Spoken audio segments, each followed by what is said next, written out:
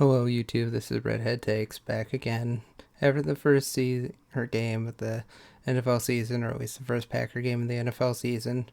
Feeling a little down, but let's go into the game, go through my initial thoughts, and how I think it'll improve next week, and how ultimately this was the Vikings Super Bowl this year. Yes, Minnesota fans, this is your Super Bowl every year. I know your Super Bowl every year is to beat the Packers at home. Woohoo, you did it again. Good for you. How are you going to do against the rest of the NFL? Because I bet you still lose to the Lions at least once, and probably the Bears too. And you won't sweep the Packers. So let's get into it. As always, if you're just stepping up on my video, welcome. I hope you enjoy. Like, share, subscribe, and comment below. Or hit up any of my social media platforms that will be linked in the description. So let's get into it. To start off with, the game went about as well as I expected it to. Honestly, in my picks that I do with my family, I picked the Vikings. I know I picked the Packers to win in my video picks this week, but ultimately deep down inside I just figured that they would not win, just because every year the Packers they don't play well out of the season. This is 2 years in a row where the Packers just seem right out of the box just stale, not into it. The energy is lacking. Even for Rodgers to say in the game that he's just disappointed that the energy and willingness to play is just lacking, and that's surprising even for him. He's very critical of his guys, but even hearing him say that is just out of the ordinary. And just followed through the game. They got better at least a little bit in the second half. They always scored. They held the Vikings to only 2 field goals in the second half after just getting absolutely boat raced by them in the first half. Justin Jefferson again just making them their bitch. And yeah, he's just an amazing wide receiver. What makes you think what happens if you paired Justin Jefferson with Patrick Mahomes, Justin Herbert, Josh Allen? Just think if they had any quarterback better than Kirk Cousins. I know I'm not going to shit on Kirk Cousins because he played well today, but remove Justin Jefferson and what do you have? An above average quarterback. But yeah, just from top to bottom, the Packers were just flat.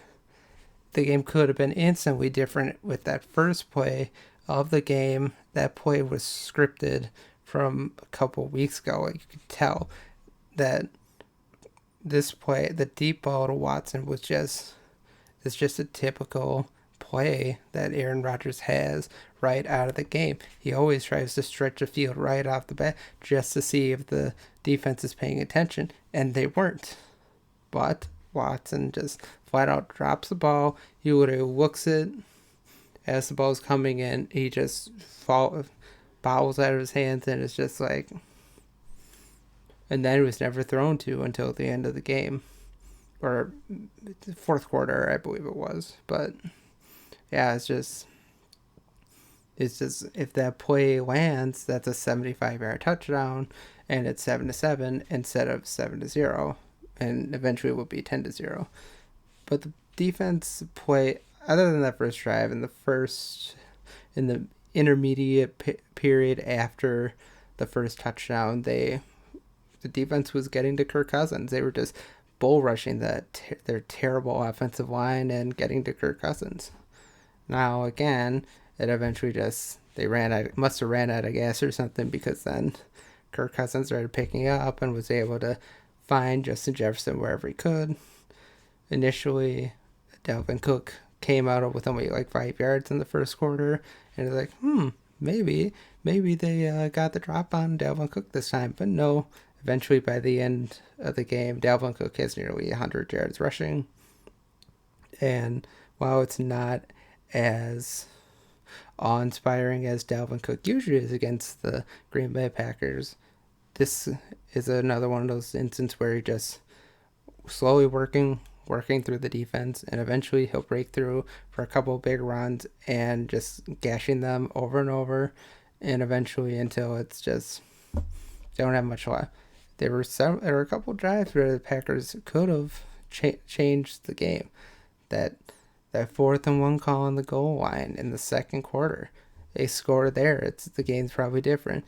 Even in the fourth quarter, that drive where they were getting close to the goal line, the 4th-and-1 play, and Rodgers is throwing to Tunyon. It's like in a double coverage. The ball just kind of bounces off. It wasn't Tunyon's fault. This one was just good defense, but it's just another one of those plays that just feels wrong. And the Packers just looked flat for most of the game. They had times where they got in there, but then they didn't have it. It's kind of disappointing that Quay Walker got injured. I don't know what the extent of his injury. Chris Barnes got injured. That's great.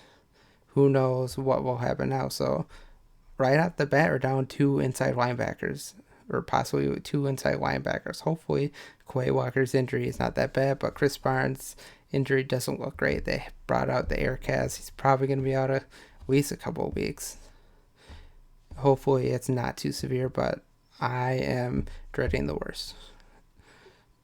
And then with this game, I think you have to call upon Matt LaFleur. Like I was saying earlier, this is the second year in a row where coming out of the bat, their team just looks flat. And I think that should fall on Matt LaFleur. Honestly, it really should. I mean, sure, it's up to the players to play well, but you need to inspire guys to play well and come out of the bat swinging, which on the defense they did not. And on the offense, they had a chance to, but they didn't. And it's just one of those things that the first game of the year is just Matt LaFleur, I think, should. I mean, I understand the risk of playing your players in the preseason, but other teams play their players for the preseason, and look at what happens. The Bills played a lot of their offensive players for decent periods during the preseason, and Thursday night they just destroyed the Rams, outright destroyed them, and Packers don't, or at least LaFleur doesn't seem to think that's a good idea. Again, I understand the hesitation for potentially severe injury, but these guys need to be ready.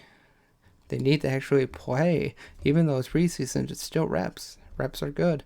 Every player needs reps, even Aaron Rodgers. And Aaron Rodgers looked flat today. It's the first time I guess it happened last year too, where Rodgers starts the season with 1 pick and no touchdowns. Now I'm sure he'll get back to it next week. They're playing the Bears. I'm sure they'll rebound just fine, because the Bears winning today was just a fluke. That's the 49ers fell apart as soon as Elijah Mitchell went down. Their team kind of fell apart because Elijah Mitchell was eating their defense alive, and then all of a sudden they don't have any decent running backs in the back.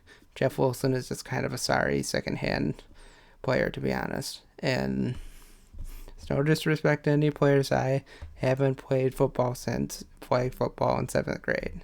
So I haven't put the pads on. So it's no disrespect, but it's just my perspective. But yeah, I mean, there's not a lot of really good things to say about the Packers other than a couple sacks. But those plays are just too few and far between. And if the Packers want to be a top 10 defense, which I think they can be, they need to play better next time. Next week is a great tune-up against the Bears before you go to Tampa Bay, which is probably going to be a really tough one. But the Packers have to come out swinging next game. Rodgers has to show they can score right away. I know the rookies will get better. I know for sure they will get better. I'm not going to harp on the rookies too much other than Christian Watson. That drop just felt like loss of concentration. But that's all I had to say. Just overall thoughts, Green Bay Packers just didn't look great. I think there's signs that they can do better next time. There are definitely some key moments that, had they been duplicated, the game could have gone much differently. But Again, the Vikings, congratulations for winning your Super Bowl. Let's see what you can do against the rest of the NFL, and especially next week since you play Philadelphia. Let's see how you deal with that offense, and I doubt you'll win. But as always, I hope you enjoyed the video. Give it a like, subscribe, share, comment, share it around with all your friends. If you disagree with any of my opinions, you can hit me up in the comment section or any of the other fine social media platforms that I will have linked in the description. Otherwise, have a great day. Go back, go, and God bless.